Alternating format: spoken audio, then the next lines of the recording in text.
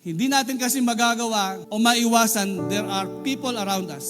Sometimes they are a group of people or sometimes they are communities. But never be influenced by them. Kumisan kaklase mo sila, grupo sila, pero ang pinag-uusapan nila puro mga negative. Puro laban kay teacher, puro laban sa school, puro mga negative, puro mga complaints, puro mga reklamo. Kasi po, kapag ikaw ay napasok sa ganoong grupo, there is what they call po transference of spirits. Ikaw na dati kang matino, hindi ka reklamador, hindi ka po complainer, nakasama mo yung mga complainer, they are a group of people or community, sila ay reklamador, magiging ganon ka din. And that is why, sabi ng banal na kasulatan, mapalad ang taong hindi nakikinig sa payo ng masama at hindi sumusunod sa masama nilang halimbawa, hindi siya nakikisama sa mga kumukutya at hindi nakikisangkot sa gawaing masama.